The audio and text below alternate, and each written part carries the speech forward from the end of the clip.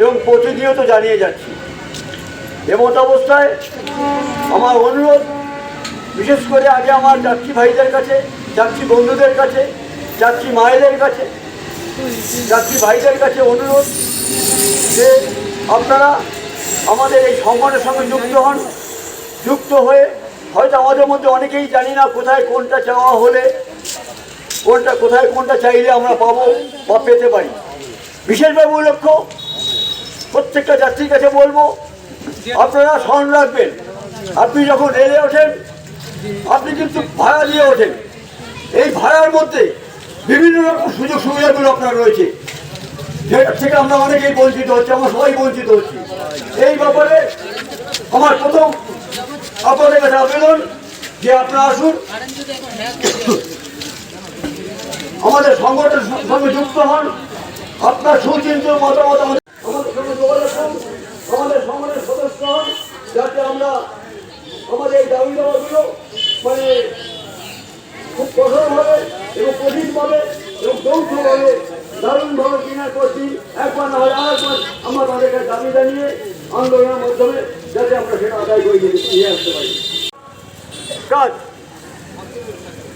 আমাদের অ্যাসোসিয়েশন বিভিন্ন রকম কর্তৃপক্ষের সঙ্গে যোগাযোগ করে আমাদের আশেপাশে কাঁচরাপাড়া, রানাঘাট, ডিআরএম, শিয়ালদা, তাদের সঙ্গে আমাদের যোগাযোগ রেখে তাদের কাছে পুনঃ আমরা দাবি জানিয়ে অনেকটাই আমরা আনতে পেরেছি। আশা রাখি আরও আনতে পারবো। আপনাদের সহযোগিতা যদি আমাদের সঙ্গে থাকে, আপনারা আমাদের সঙ্গে যুক্ত হন, তাহলে আমরা এই আন্দোলনটা আরও তীব্রতর করতে পারবো। সহযোগিতা যদি পেত তাহলে হয়তো আগামী দিনে আরো সুন্দরভাবে এটা করতে পারত, কিন্তু এইভাবে আগামী দিনে সুষ্ঠুভাবে একটা সংগঠন যেমন চলে তেমনি সহযোগিতা ছাড়া সংগঠন কখনো হয় না। বিভিন্ন আমাদের চাকদা ব্যবসায়ী সংগঠন আছেন, আমাদের মধ্যে উপস্থিত হচ্ছেন চাকদা ব্যবসায়ী সংগঠন মাননীয় সম্পাদক বিশ্বনাথ দে হালদার মহাশয় আছেন। তিনি আপনাদের সাথে সবিস্তারিত কথা বলবেন যে আগামী দিনের রেলের পরিসরগুলো কিভাবে হয়, তিনি এগুলো আপনি বলবেন। ব্যবসায়ীদের তাদেরও আমাদের একটা উচিত যে আগামী দিনে আপনারা যারা এখানে আছেন, যারা বিভিন্নভাবে করে খাচ্ছেন, তারাও আমাদের রেলে একসঙ্গে পরিসর এবং আপনারা নিশ্চয়ই আমাদের এক্ষেত্রে সহযোগিতা করবেন, এটাই তো আমরা আশা করি। আজকে পুলিশ ঘরে বসে থাকতো, জিআরপি এখন বাইরে বেরোচ্ছে। আমাদের যে দাবি দাবাগুলো যে প্যাসেঞ্জার একদম ন্যায়সঙ্গত, চাকদায় যে অবিলম্বে চাকদায় নির্বাচিত তৃতীয় লাইনের কাজ শুরু করতে হবে, এটা কিন্তু রেল মনে করলে এটা করতেই পারে। কেননা কেন বিলম্ব করছে জানি না। যারা হকার্স ভাই, যারা এখানে ব্যবসা করছেন, যারা বহুদিন যাবৎ আপনাদের জায়গায় ব্যবসা করছেন, কিন্তু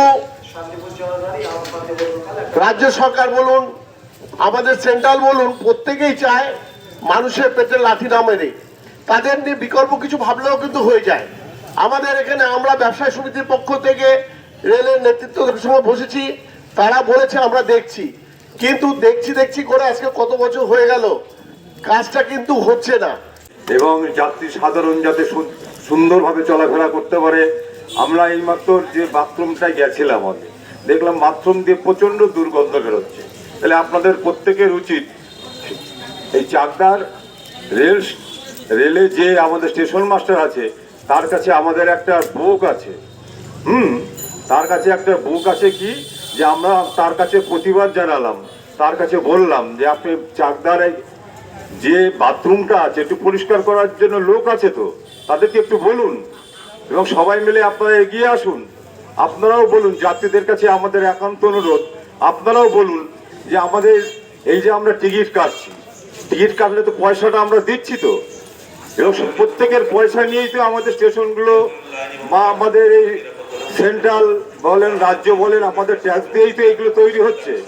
তাহলে প্রত্যেকের তো উচিত, প্রত্যেকের একটা অধিকার আছে যে আমরা সুস্থভাবে চলবো, আমরা আমাদের অধিকারকে আমরা আপনাদের কাছে শান্তভাবে বলবো, কোনো জঙ্গি আন্দোলন করে নয়।